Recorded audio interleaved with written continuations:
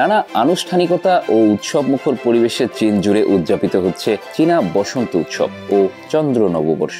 ঐতিহ্যবাহী লোকপ্রথা, বাহারি খাবার, সাজসজ্জা, পারফর্মিং আর্ট ও অবৈষয়িক সাংস্কৃতিক ঐতিহ্যের মধ্য দিয়ে উদযাপিত হচ্ছে এই উৎসব, যা চলবে আগামী 14 ফেব্রুয়ারি পর্যন্ত। চীনে এটি স্প্রিং ফেস্টিভ্যাল নামে পরিচিত। পরিবার পরিজনের সঙ্গে একত্রিত হওয়া, আতশবাজি পোড়ানো, বিশেষ খাবার খাওয়া এবং লাল রঙের সজ্জার মাধ্যমে নতুন বছরকে বরণ করে নেওয়া হয়। কোরিয়াতে একে বলা হয় সেওলাল। এই দিনে কোরিয়ানরা তাদের পূর্বপুরুষদের স্মরণ করে এবং পরিবারের বড়দের শ্রদ্ধা জানায়। বিশেষ খাবার টকবুক খাওয়ার মাধ্যমে নতুন বছর শুরু করা হয়। ভিয়েতনামে এটি পরিচিত পেত নামে। এ সময় মানুষ বাড়িঘর পরিষ্কার করে, সৌভাগ্যের প্রতীক লাল খাম উপহার দেয় এবং উৎসব মুখর পরিবেশে দিন কাটায়। চন্দ্র নববর্ষের তারিখ প্রতি বছর বদলে যায়, কারণ এটি চন্দ্র ক্যালেন্ডারের উপর নির্ভরশীল। চাঁদের নতুন চক্র শুরু হওয়ার সময়কে কেন্দ্র করে নতুন বছর নির্ধারিত হয়।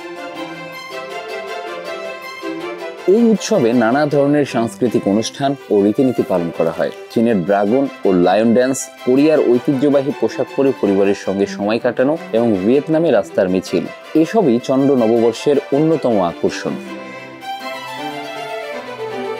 শুধু এশিয়াই নয়, পশ্চিমা দেশগুলোতেও এখন চন্দ্র নববর্ষ উদযাপিত হয়। নিউ ইয়র্ক, লন্ডন, প্যারিস সহ বিভিন্ন শহরে বর্ণাঢ্য শোভাযাত্রা ও বিশেষ আয়োজন করা হয়।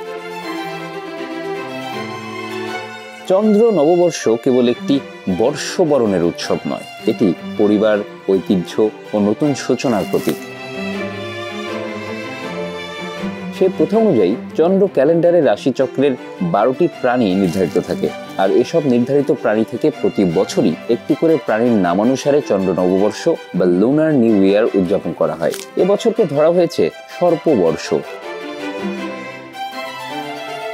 চন্দ্র নববর্ষের উৎসবের সূচনা প্রায় 3500 বছর আগে চীনে সংঘটিত হয়। এটি প্রথম চালু হয় শ্যাং রাজবংশের সময়, যখন কৃষিচক্র ও চন্দ্র ক্যালেন্ডারের উপর ভিত্তি করে বর্ষপঞ্জি নির্ধারণ করা হতো। পরবর্তী সময়ে হান রাজবংশের শাসনামলে এটি আরও প্রতিষ্ঠিত ও জনপ্রিয় হয়ে ওঠে। এরপর কোরিয়া, ভিয়েতনাম ও অন্যান্য পূর্ব এশীয় সংস্কৃতিতে এটি ছড়িয়ে পড়ে এবং নানা বৈচিত্র্যময় ঐতিহ্য সংযুক্ত হয়।